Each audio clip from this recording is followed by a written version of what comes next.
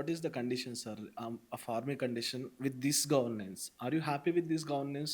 అంటే army like condition అంటారు. Army condition అంటే లైక్ కాంగ్రెస్ గవర్నమెంట్ కాకుండా ఇప్పుడున్న గవర్నమెంట్‌లో ఈ గవర్నెన్స్‌లో ఎలా ఉంది? సార్ ఏమనిపించింది? మీకు నేను ఒక కంపారిటివ్ ఎగ్జాంపుల్ ఇస్తాను. హ్మ్. 1962లో మనం చైనాతో యుద్ధం చేసాం సార్. అవును. 1962 చైనాతో యుద్ధం చేసాం. ఆ బార్డర్‌కి వెళ్ళడానికి రోడ్డు కూడా లేదు సార్. ఓకే. అక్కడ ఉన్న సైనికుల దగ్గర ఆయుధాలు లేవు సార్. హ్మ్. బంకర్ తయారు చేసుకోవడానికి బేసిక్ మెటీరియల్ కూడా అవైలబుల్ లేదు సార్. అంటే complete disregard to national securities. Hmm. Complete disregard. మీరు ఈరోజు నార్త్ ఈస్ట్‌కెళ్తే అక్కడ బ్రిడ్జెస్ కానీ, అక్కడ రోడ్స్ గానీ, అక్కడ బార్డర్ అవుట్ పోస్ట్స్ గానీ, అక్కడ ఉన్న వెపన్స్‌ని గానీ మీరు చూస్తే మీరు ఆశ్చర్యపోతారు. బికాజ్ మన దేశం యాజ్ ఎ నేషన్ అసలు చైనాతో మనకి ఎప్పుడైనా గొడవ రావచ్చు అన్న ఐడియానే రానివ్వలేదు. ఓకే.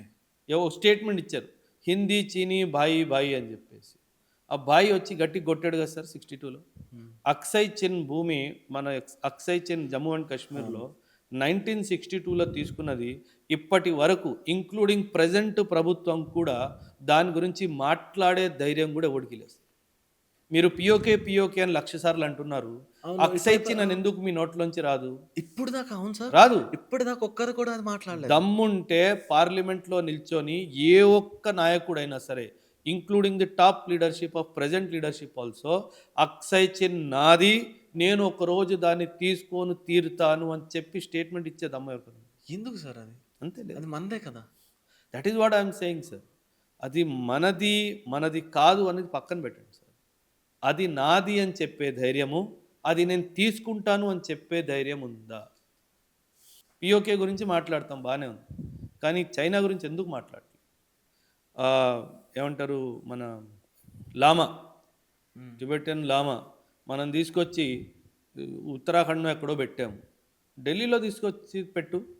ఎంబసీ ఓపెన్ చేయి. టిబెటిన్ ఎక్సైల్ అని చెప్పేసి నీకు దమ్ముంటే. నువ్వు చైనాకి ఎదుర్కొనే నీకు దమ్ముంటే చెయ్యి.